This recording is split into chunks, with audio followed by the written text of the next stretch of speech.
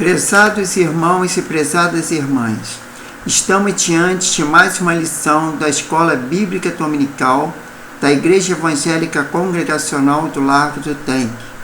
Hoje falaremos sobre a lição número 2, com o tema A Plenitude dos Tempos, o Mundo Greco-Romano, no qual o texto básico é Atos 17, 16, 34.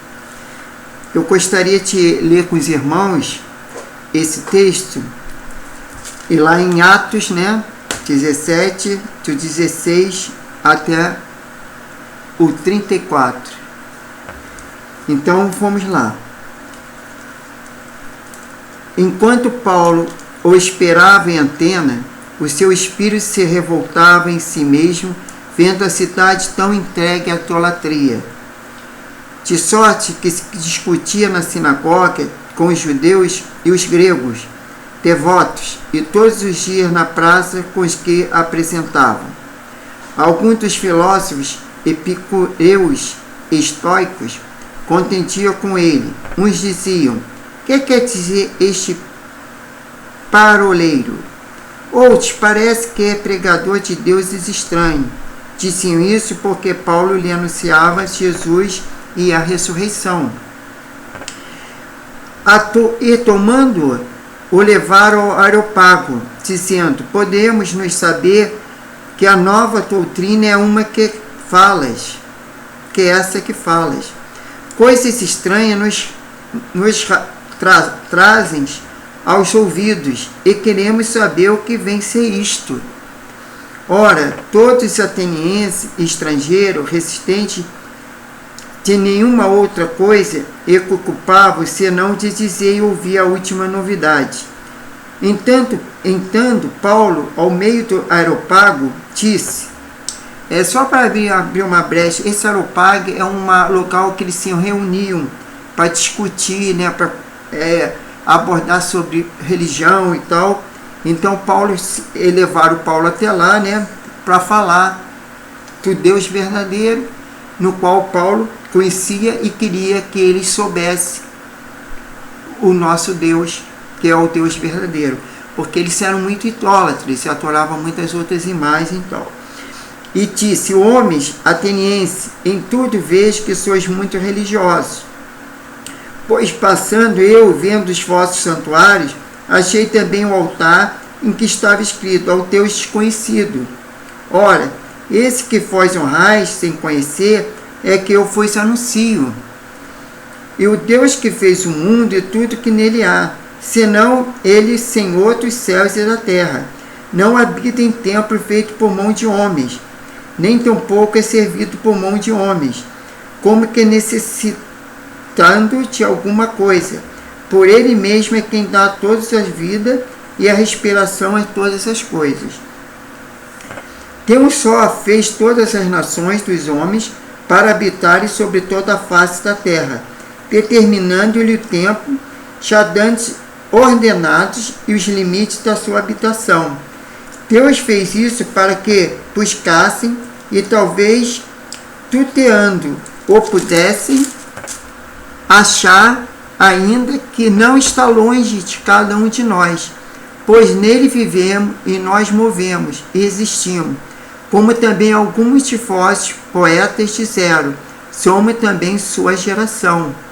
Portanto, sendo nós geração de Deus, não havemos de pensar que a divindade seja semelhante ao ouro ou à prata, e que a pedra esculpida pela arte e imaginação de homem. Mas Deus não levanta em conta os tempos da ignorância, manda agora que todos os homens, em todos os lugares, se arrependam, pois determinou um dia que, com a justiça que há de julgar o mundo, por meio de homens, que destinou ele disso. Eu, certeza, a todos ressuscitando e dentre os mortos. Quando ouviram falar em ressurreição de mortos, uns escarneciam, outros diziam, acerca disso que ouvimos outra vez. E assim Paulo saiu no meio deles. Todavia, ateriram alguns homens e a eles creram, entre os quais estava Dionísio, o Areopagita, e uma mulher por nome de Tamares, e com eles outros. Bom, o que a gente lê nesse texto é que Paulo foi em Atenas para pegar o evangelho, para falar de Jesus, da morte e ressurreição de Cristo. E eles eram muito idólatras, tinham muita imagem, muitos altares. Então havia um altar no qual que falava sobre Deus desconhecido. E Paulo fala que esse Deus no qual ele pregava é esse Deus desconhecido, no qual enviou seu Filho, Jesus, para que morresse na cruz e ressuscitasse, e também que ele iria enxugar todos os homens, todos os povos. E aí Paulo é levado nesse Areópago, né? É um local ali de reunião, de conselho, vamos dizer assim, e ele fala sobre, só que eles não dão muito crédito ao Paulo, né? Eles não aceitaram a questão da ressurreição, e até dizem que Paulo já tinha falado sobre isso, e com detalhe eles duvidaram da palavra de Paulo. Mas a gente vê o objetivo da lição é que, assim como os judeus contribuíram para a formação do mundo no Novo Testamento, gregos e romanos também o fizeram. Não é fácil ficar encantado diante dos detalhes talhados por Deus na política ou na sociedade greco-romana, de modo a preparar o mundo para receber o Evangelho, como cooperar na expansão dele. Nesta lição, vamos ver como a cultura grega e o sistema de governo romano contribuíram para a expansão do cristianismo, bem como para o desenvolvimento de uma contracultura fundamentada nos valores cristãos. Antes de nós entrarmos no item 1, até eu fiz uma introdução, não podemos deixar de orar e pedir a bênção de Deus para essa aula. Senhor, meu Deus e meu Pai, eu te louvo, te glorifico e te exalto, e te agradeço por mais essa oportunidade de estar aqui ministrando essa aula, ministrando aqui a Tua palavra, Senhor, para que vidas sejam alcançadas pela graça, pelo conhecimento da Tua palavra, que o Senhor possa ter misericórdia de nossas vidas, que eu possa ser um instrumento, e todos aqueles que estão ouvindo esse estudo, Pai, possa compreender, que seu Espírito Santo possa ter entendimento, capacitação, Pai, para que possamos, Senhor, fazer a Tua vontade.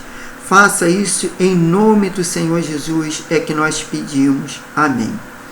Bom, então, tanto continuidade, a gente vai falar no item 1 das contribuições gregas. O Império Grego nunca existiu politicamente, mas intelectualmente é vivo até hoje. Alexandre o Grande não viu concretização de seu projeto helenista, mas foi graças à ambição de levar a cultura grega ao mundo todo que o cristianismo encontrou um ambiente fértil para o seu surgimento e expansão.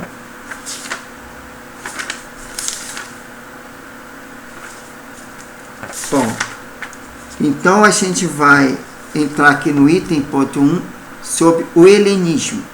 Alexandre tinha o alvo de helenizar o mundo Grécia, em grego. É Helene, daí vem a palavra helenizar, o helenismo. O projeto do conquistador era espalhar a língua e a cultura grega por todo o mundo ao conquistar uma determinada região, implementando seu programa.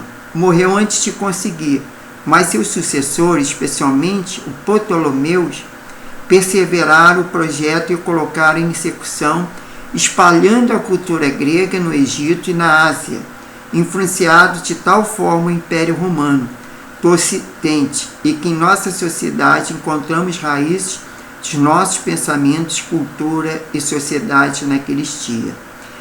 Então, esse helenizar era um projeto, né, que Alexandre o Grande desenvolveu na Grécia, né, chegando até o Império Romano, que eles foram influenciados de tal forma, né? Então, quer dizer, isso trouxe até hoje para o Evangelho, ali foi um princípio, tá, do mundo grego, dessa questão da cultura dele, veio beneficiar a questão do Evangelho, como nós vamos ver daqui para frente. Aí o autor fala assim, Novo Testamento para hoje. teoás na cultura e pela cultura. Às vezes usamos a cultura como instrumento outro, opondo-se a ela. Compartilhe com o colega qual aspecto da sua cultura nacional e local contribui para a pregação do Evangelho, nos quais dificultam.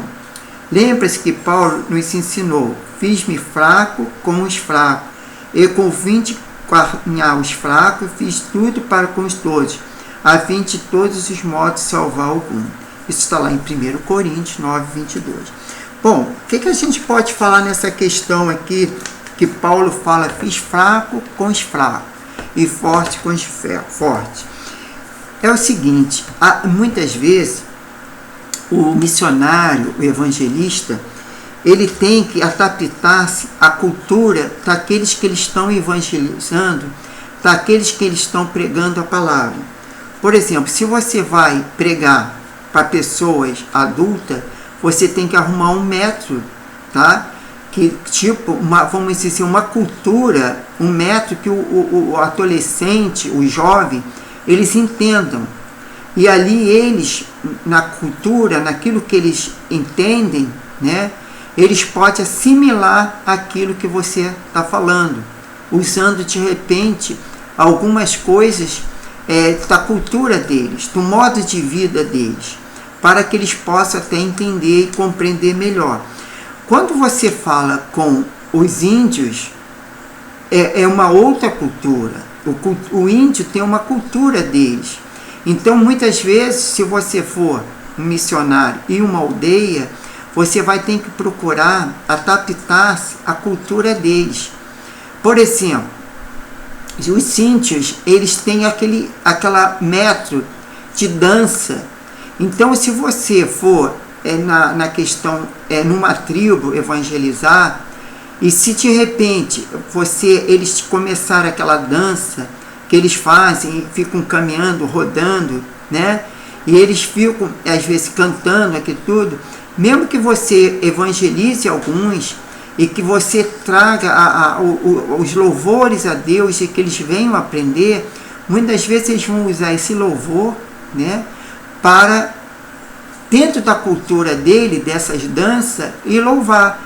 E se eles chamarem, de repente, você para dançar, para seguir aquela roda, né, você tem que ir, porque você vai dizer: não, eu não vou dançar. Não, você teria que dançar, porque é a cultura dele, senão você estaria fazendo uma desfeita daquela questão da cultura, porque tudo eles comemoram com dança, tá? A gente vê também que no Antigo Testamento, né, o próprio Davi dançou, Miriam também, né? E outros mais, muitas vezes o povo judeu ele gostava muito de dançar. As festas de casamento tinham muita dança. Então eu estou abrindo assim esse parênteses, mostrando isso, porque essa cultura, como fala aqui, a gente tem que não dificultar. É como Paulo falou, se eles são fracos, já não são assim como ser crianças na fé, a gente tem que tratar eles como criança da fé. Agora, para aqueles outros que são mais maduros, já estão alimentando sólido, você de repente, você fala da questão de a pessoa que já tem mais um amadurecimento espiritual. Então, até essa questão de ensinamento, essa questão, a escola dominical ela está aí para orientar essa questão de ensinar, né, como você deve evangelizar. Quando você vai falar com um jovem ou com um adulto, você tem que, de repente, às vezes até falar certos modos que o adolescente fala. Eu vou citar assim, você não vai muitas vezes falar nomes feios, ou palavrão, claro que não. Mas, cara, tudo certo? Como é que faz? E aí, tá numa boa? Então, são essas coisas que identifica-se ao adolescente, ao jovem, porque eles estão acostumados a falar assim. Então você tem que se adaptar à cultura, entendeu? Então Paulo também ali ele procurou adaptar a cultura dos gregos para que pudesse conquistá-los para Cristo. Isso é muito importante. Aí passando para o item 1 e 2, a gente vê a língua grega. O grego antigo ou clássico, falando pelos eruditos, era uma língua extremamente difícil, mas Deus permitiu que o uso do grego pelos soldados de Alexandre o Grande formasse um dialeto simplificado com o nome de koiné, que significa comum. Essa língua rapidamente se espalhou como um idioma do comércio e da comunicação escrita internacional. É possível encontrar decretos do Senado romano, algumas peças literárias, cartas e livros escritos nessa língua. A estrutura literária da língua e de sua retórica também contribuíram para o Evangelho. Em suas cartas, Paulo usou a ordem da epístola grega como estilo literário. A carta de Tiago apresenta uma diatribe, um estilo literário de escrita, e denuncia moral bem clara. Esse estilo literário é importante no Novo Testamento, já que 21 dos 27 livros usam o gênero epistolar. As cartas de antiguidade mantinham estrutura semelhante. Então as cartas ali, elas usavam como? Era assim, saudação, corpo da carta e despedida. As cartas eram vários tipos, dependendo da intenção do remetente. O que vemos como carta no Novo Testamento se encaixa em uma ou mais categorias. Carta de amizade, temos lá Filemon, 1 e 2 Timóteo e Tito. Carta de louvor, Filipense. Carta da mediação, Filemão. Carta da exortação, Romanos 1, 2 Tessalonicenses, Colossenses 1 e 2 Pedro, Hebreus, Gálatas e Éfeso. Cartas de acusação e apologéticas, 1 e 2 Coríntios, 1, 2 e 3 João, Tiago e Judas. É interessante como o grego abriu porta a Paulo, pelo menos em uma ocasião. Paulo teve a chance de argumentar com o comandante porque falava grego. Olha a importância do grego aí, né? E Paulo ter aprendido também o grego. Isso está lá em Atos 21, 37 e 40. Né? Vamos ler rapidinho para ver o que... Já que a gente estava em Atos aqui, é 21, né? 37 e 40. Diz o seguinte: quanto se aí assim introduzido na fortaleza, Paulo perguntou ao comandante: é-me permitido dizer alguma coisa? Respondeu ele: sabes o grego? Não, és tu o egípcio que há poucos dias fez uma sedição e levou ao deserto 4.000 terroristas? Comandante perguntando. Paulo respondeu: eu sou judeu, natural de Tarso, cidade não insignificante, da Cilícia, roca que, porém, que me permite falar ao povo. Tendo recebido a permissão do comandante, Paulo pôs em pé nas escadas e fez sinal com a mão ao povo. Tendo feito grande silêncio, disse-lhe em hebraico. Olha só a importância do Paulo saber o grego, né? Olha só, o comandante permitiu que ele pregasse o evangelho, porque a pergunta do comandante: você sabe o grego? Ele disse sim. E por ele dizer sim, ele permitiu que ele falasse ao povo. O hábito de ser publicamente também é encontrado no Novo Testamento. Paulo recomendou a Timóteo que levasse a Escritura. Essa não é uma referência à leitura devocional, mas sim uma leitura de voz alta, conforme 1 Timóteo 4,13. A razão é simples: as cartas não eram escritas e as letras maiúsculas, sem espaço entre as palavras. Ler em alta e ajudava a separar as palavras e entender o texto.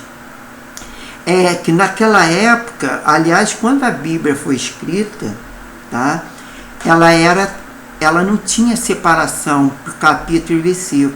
Os textos eram diretos, tá? Então, o que acontece?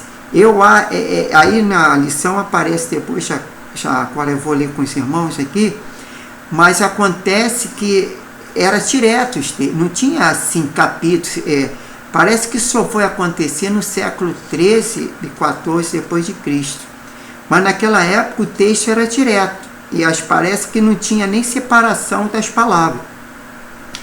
E quer dizer, além disso, havia muitos que não sabiam ler naquela época. Faço 10 vezes como facilita. Olha só, Aqui, se vocês olharem a sua revista aí, vocês vão ver que está as palavras tudo juntinhas. As letras, né, são todas juntas.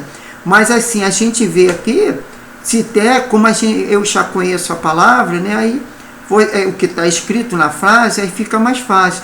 Rogo-vos, pois, irmãos, pela misericórdia de Deus, que apresentais vossos corpos como sacrifício vivo, santo e agradável a Deus. Mas, de repente, a pessoa que nunca leu esse versículo, ela vai ficar um pouco, se confundir, né, com essa frase. Agora nós vamos entrar no 1.3, que fala da Septuaginta. Tá? Que é a Septuaginta? Né?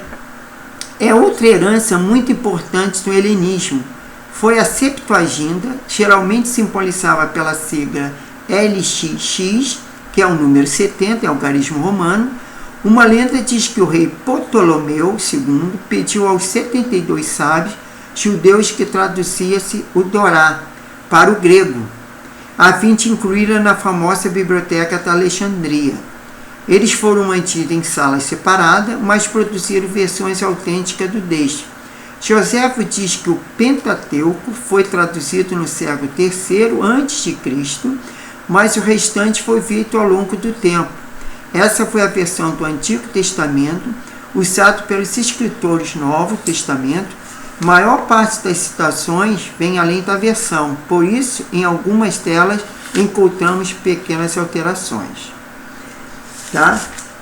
Então, a gente vê a questão da Septuagésima. E temos aí 1.4, a filosofia. Platão e Aristóteles foram os filósofos que mais trouxeram influência ao cristianismo. De certa forma, eles influenciaram a teologia antes e depois do seu tempo. O etocismo afirmava que o governo do universo possua uma razão universal e a felicidade humana como resultado do exercício em virtude que acomodasse o homem à razão soberana, já que o epicurismo afirmava que o homem vivia para buscar a felicidade, e como a verdade só se conhecia pelos sentidos, então que o homem descobrisse por eles trazia felicidade. Pregavam aproveitar a vida porque tudo acabava depois da morte. Isso é lá que eles pregavam, né? A gente sabe que não é isso, a vida não acaba depois da morte. Pela minha morte física, no caso, né? O Novo Testamento é contra a cultura de todas essas escolas filosóficas. O ideal se faz carne e habitou entre nós, sem contaminar-se com a carne. A ética só é possível quando produzida pelo próprio Deus. A felicidade verdadeira se dá pela obra de Deus em nós e nós redimir por meio de obra de Cristo na cruz. Aqui também o autor ele fala em Novo Testamento para hoje, que é a questão que ele diz o seguinte: muitos conhecimentos podem contribuir com o nosso estudo da Bíblia, até mesmo com o nosso conhecimento de Deus. Mas não podemos deixar que essas coisas tenham mais influência sobre nós e que a palavra de Deus. Por mais relevante e impressionante que uma ciência seja, somente a Bíblia é inspirada por Deus. O que o autor está querendo colocar aqui é que muitas vezes nós estudamos a questão da ciência, né? Desde do começo dos estudos, quando a criança vai para a escola, começa a estudar tudo da ciência. Mas a gente também não pode influenciar tudo pela ciência, né? Porque a ciência muitas vezes ela engana, tem coisas que ela não condiz com a palavra de Deus. E nós precisamos, sempre, quando a ciência falar alguma coisa, nós procurarmos na palavra de Deus qual o teor verdadeiro daquilo. Né? Então, a gente sempre procurando adaptar as coisas da ciência com a palavra de Deus. Né? É o que a gente tem que fazer e precisa sempre discernimento e sabedoria a Deus. Agora vamos lá, no item 2 já vai falar das contribuições romanas. Os romanos dominaram literalmente o mundo da antiguidade. Eles tiveram poder político e militar sem comparação até os dias de hoje. Tantas grandezas ajudou o cristianismo, ainda que de maneira negativa, quando passou a perseguir os cristãos. entre 60 e 300 depois de Cristo, quando foi auxiliado pelo imperador Constantino durante os primeiros anos do Império Romano. Dois elementos beneficiaram o cristianismo: a paz romana e a unidade do império. Essa paz romana aí, tá? É uma paz que a lição está falando, a paz com X. Essa paz romana foi um longo período de ausência de guerra civis do Império Romanos, que vigorou de 29 a.C. até aproximadamente 180 depois de Cristo. Ao mesmo tempo que desfrutava de paz interna, o cidadão tinha a proteção do exército romano contra ataques dos bárbaros. Os povos conquistados tinham que aceitar a paz com X romana de acordo controlado pelo exército na região conquistada. Olha só, essa paz era uma paz, assim, vamos dizer, controlada pelo Império Romano. O que acontecia? Esses homens, povos ali, né? Eles tinham, assim, aparentemente, vamos dizer, uma paz feiticia. Eles não poderiam desvincular do ensinamento, vamos dizer assim, aquilo que os romanos, né, a doutrina deles, impulsavam eles a fazer aquilo. Então, se eles, enquanto eles estivessem obedecendo ao Império Romano, enquanto eles estivessem, eles seriam protegidos, tá, pela essa paz com X, não, no qual os romanos concediam. Então, eles até diz aqui que tinha que aceitar a paz romana e acordo controlado pelo exército na região conquistada. Quebrar ou acreditar a paz romana era um problema sério, por vezes os acusadores de Jesus tentaram arranjar motivo para acusá-lo. Este perturbador da ordem, mas nunca conseguiram. Está lá em Lucas 20:26. Então, olha só, o que acontece? Eles tinham aqueles deuses, eles tinham as suas doutrinas, né? As suas religiões, vamos dizer assim, e aquele que vinha com outra religião, ou que viesse com outro, pregar um evangelho, ou pregar Cristo, tá? Eles poderiam, entendeu, ser acusados e até serem torturados e mortos. Então, ali teriam uma paz desde que você obedecesse, né, no caso eles lá obedecessem, né, ao Império Romano, entendeu? Então, era uma paz controlada, entendeu? Porque se eles saíssem das normas do Império Romano, eles não teriam essa paz e seriam até acusados, torturados e possivelmente até mortos. No item 2.2 fala a unidade do Império.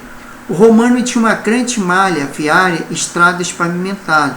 A possibilidade de uma viagem segura sem problema fomentou alguns hábitos que beneficiou o cristianismo. Por que isso? Porque Paulo, naquela época, não se tinha metrô, trem, ônibus, avião, essas coisas. Então a questão ali era feita, as viagens, né, era muito feita a cavalo, a camelo, ou mesmo a pé. E essas estradas pavimentadas, essas questões, o viajante, o Paulo, por exemplo, os discípulos de Jesus, o apóstolo Paulo e outros, né, eles poderiam caminhar nessas estradas, no qual até traziam seguranças a eles. E foi isso que facilitou, né, a questão da propagação do Evangelho. Porque a segurança e a boa qualidade da estrada permitia que vários missionários viajassem com segurança. O único relato que encontramos de perigo no Novo Testamento é uma viagem de Paulo, foi o naufrágio. Violência ou assalto não são mencionados. Quer dizer, então a gente vê que ali essas estradas, vamos dizer, elas de repente eram pavimentadas assim na época, né? Não sei de que maneira que era, naturalmente não era como é pavimentada hoje, mas tivesse o marro batido, a terra batida, e ali não tivia mato, capim, então ficava mais difícil para os assaltantes, entendeu? Assaltar os viajantes e tudo mais. E o exército também, acordo de paz, garantiu o acordo de paz, à medida que se deslocava por todo o império com segurança. Até porque ali ficava, de repente, uma melhor visualização nas estradas e aqueles que caminhavam pela estrada. O correio público também beneficiou o cristianismo, já que cartas podiam ser enviadas com certa rapidez, sabendo que as cartas de Paulo tinham remetente certo que depois circulavam em outras igrejas.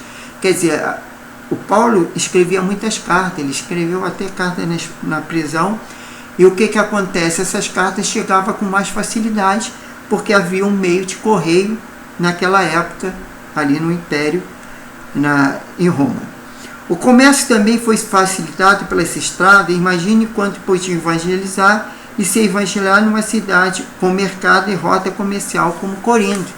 Corinto era uma cidade que era uma rota comercial, muitas pessoas iam ali para comprar, e aí é aquele detalhe, fica mais fácil você evangelizar e falar da palavra de Deus no lugar assim, com muito mais pessoas. Vamos comparar, é muito mais você evangelizar o pessoal tipo no centro da cidade e nos grandes bairros, do que você evangelizar de repente no interior, que às vezes tem uma casa aqui, tá aqui uns 100, 200 metros, outra casa, e você vai demorar muito mais para chegar a cada pessoa para ser evangelizada.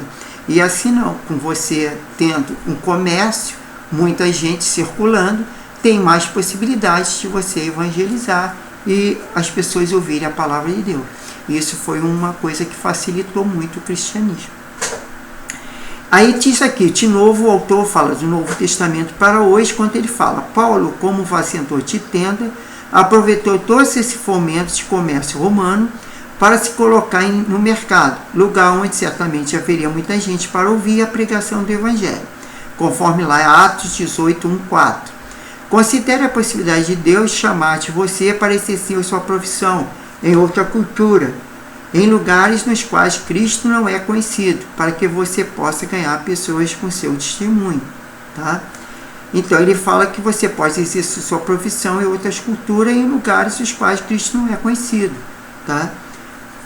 Até mesmo no trabalho, uma oportunidade que você vai, e às vezes você vai viajar, e vai num grande centro, encontra muitas pessoas ali, de repente você fala de Jesus para um, fala para outro, entendeu? Até mesmo quanto é cultura diferente. E no 2.3 fala que a cidade romana podia ser recebida por direito de nascença, concedido por órgão com poderes para tanto ou comprada. No caso de Paulo, ele tinha direito de nascença. Atos 22, 28, todo cidadão romano tinha direito a ocupar cargo público, participar da Assembleia Política, obter vantagens fiscais, escolher e apresentar-se em juízo. Quer dizer, a importância de Paulo, tá, como cidadão romano, nesse caso, por quê? Porque aí a gente vê por que Jesus escolheu Paulo para ser um apóstolo, para ser um pregador da palavra de Deus. Ele era um cidadão romano, ele tinha capacidade, o Paulo tinha estudo, tá? Eu não vou dizer que Deus não chama aqueles que às vezes não têm muito estudo. A questão, aliás, a gente tem que separar, porque às vezes as pessoas pensam assim: eu fiz uma faculdade, eu tenho mais cultura, eu tenho mais estudo. Não, às vezes um pedreiro, uma pessoa que não fez uma faculdade, nem foi para a escola, mas ele tem um conhecimento, uma cultura daquilo que ele faz. E Deus usa isso, o seu aprendizado, a sua capacidade, e através dessa sua capacidade, ele a capacita espiritualmente para você exercer essa sua capacidade e essa capacidade que ele te deu espiritualmente para usar na sua obra, como instrumento vivo para a sua obra.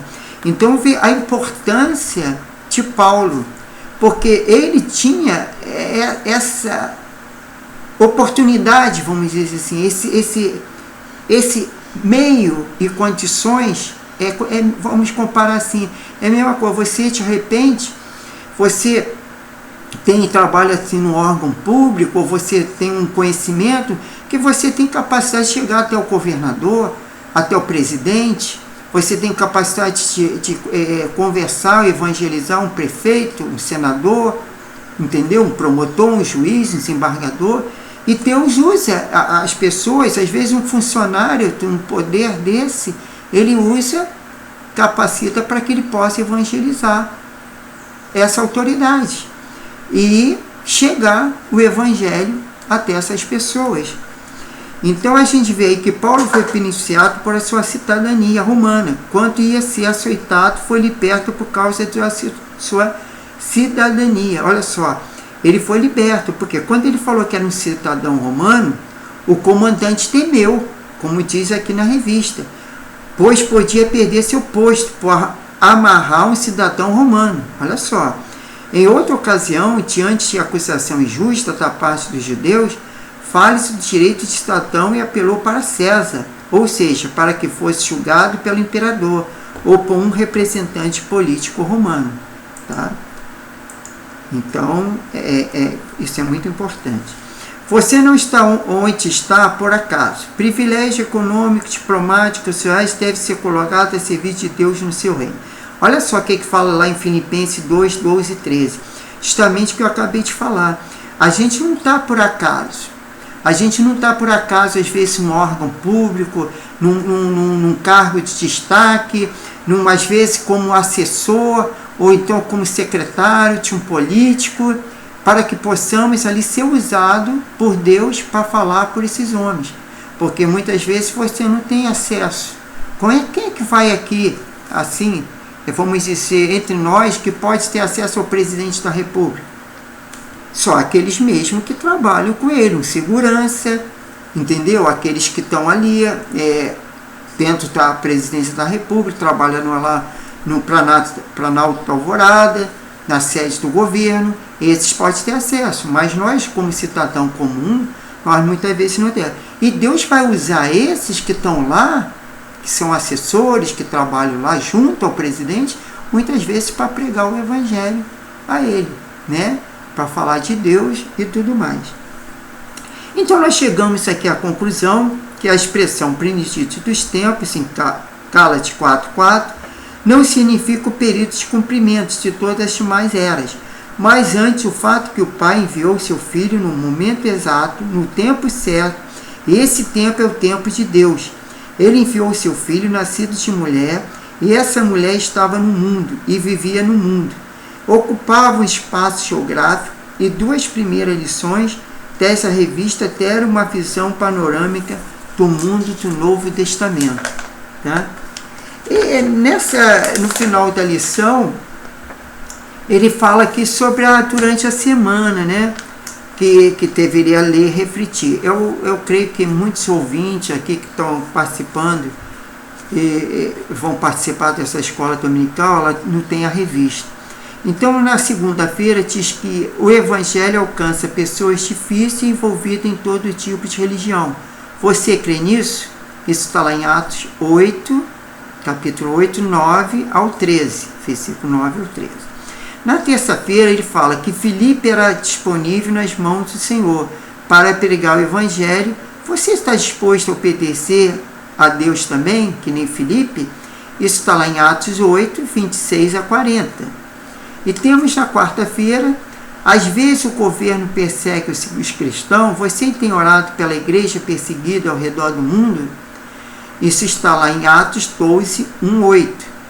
Em quinta-feira, a igreja de Antioquia orava e enviava missionário para pregar ao Cristo. Você tem compromisso com a obra missionária? Qual o sentido? Está perguntando. Isso está em Atos 13, 1, 3. E na sexta-feira, o Evangelho alcança intelectuais e simples, pobres e ricos, exemplo de Paulo. Você tem coragem para falar de Cristo onde quer que seja? Isso está em Atos 17, 32, 34. E no sábado, santos da casa de César são soldados. santos são destacados de César, são soldados, convertidos pelo ministério de Paulo. Você acha disposto a ser usado por Deus em qualquer circunstância? Está em Filipenses 4, 21, 23. E no domingo, só há uma boa razão para o sofrimento. Você está pronto para dar razão à sua fé, por argumento ou por testemunho? Isso está em 1 Pedro 3, 13 e 17. Tá? É interessante, né? Porque tem esse quadrinho aqui, ó, na revista, entendeu? E fala que a leitura é diária, né? A cada dia que a gente faz, ele faz uma afirmação, faz uma pergunta e tá o livro, o capítulo e o versículo para que os irmãos e as irmãs possam, entendeu? Meditar e ver, né? Até na questão, responder essas perguntas, né? Na questão. Então vamos orar, agradecer a Deus por mais essa lição, nessa oportunidade, e aí podemos cada vez mais crescermos no conhecimento da palavra de Deus. Senhor, meu Deus e meu Pai, muito obrigado por essa lição, obrigado porque Tu fala aos nossos corações.